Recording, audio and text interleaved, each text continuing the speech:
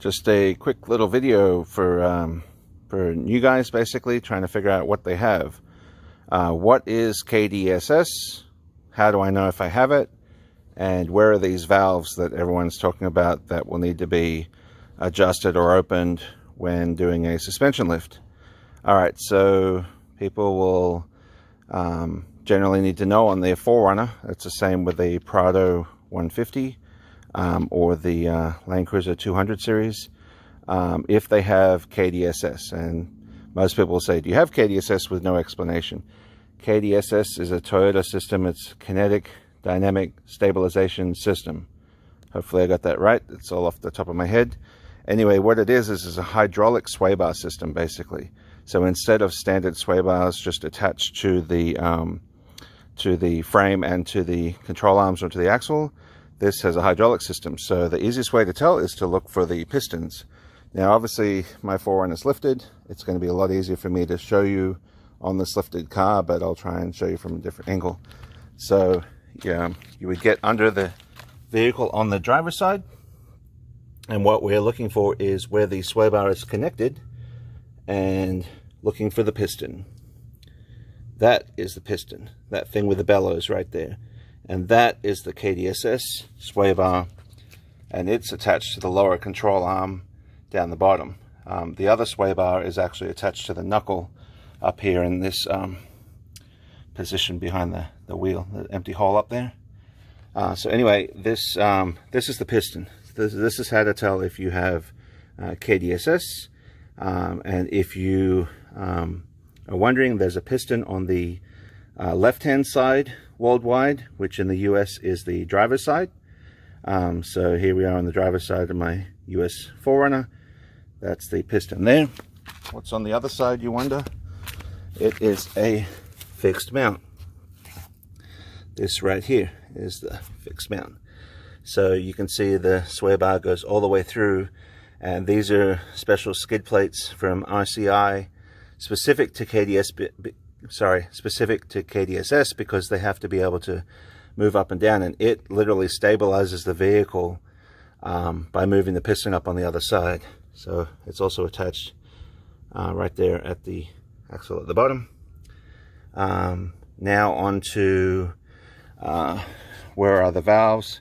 Actually, first I'll show you the rear end. So onto the rear, it's really hard to see.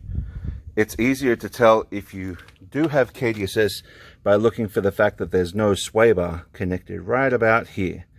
The sway bar for KDSS is behind the axle, but the one for standard sway bar is mounted right about here, possibly even using some of those holes, I don't recall, but you would always see extended sway bar links right there if you had them.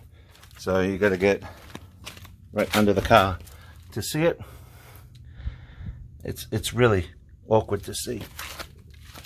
The rear coils and everything on these cars is difficult to see until you get underneath it.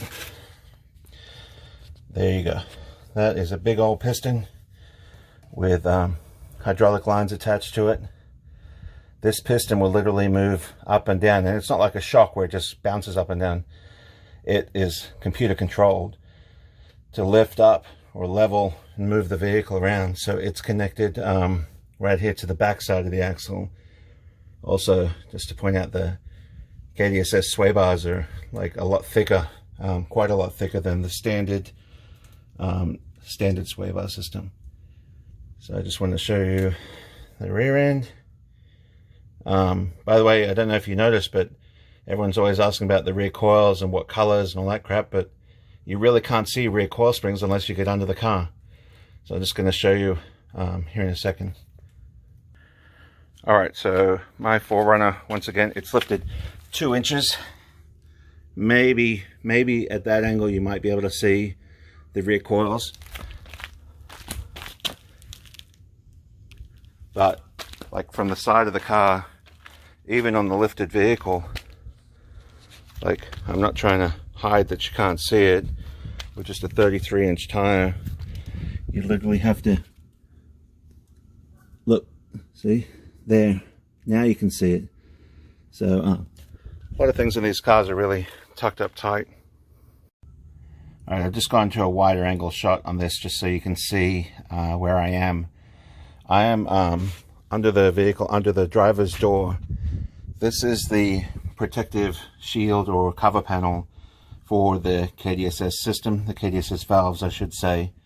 And this is detailed in the instructions on my website, exitoffroad.com, where you will see how to turn these. So I'm just going to take this off. These are two 10mm bolts, pretty sure. Just take this off and show you what we're looking at under here, just so you get a better reference of what you've got to work with. Yep, I was wrong. They weren't 10mm. I didn't really look at them. I just assumed they were 10s. They are 12mm bolts. So there's two bolts, and now the skid plate's just balancing on this little lip. Just going to pull this down. I haven't done anything. I haven't been under here in a year, so I'm just going to look at the valve block. Now this is the valve block. It's aluminum valve block, and on the 4Runners and Prado 150 they use a hex head bolt, but on the Landcruiser they have fixtures from below, I'm pretty sure it is, that are Allen heads, and those get seized in there, and they don't use a cast aluminum block, they use like a metal block. So people have all kinds of problems with those. Anyway, onto the valve. So this bolt here and this bolt here, these are the two valves that determine the front and rear bias of the KDSS system. And anyway, in the instructions, I'm not going to go through the full instructions because they're on my website. But what you're going to do is you want to clean this off, get all this crap out of here. I've got some like weeds or something up here. You want to clean this off, and you want to use a Sharpie or something, mark a dot on the bolt head and a dot on the block to know where you started before you loosen these 2.5 to 3 turns. No more than that. If oil comes out of here, you're in really bad shape. If you're not comfortable with this, don't do it. If you've never worked on suspension before, you can follow instructions, but you're better off having somebody that knows what they're doing, because if you loosen these all the way, it's a trip to Toyota. It could cost you $1,000 or more to redo the system.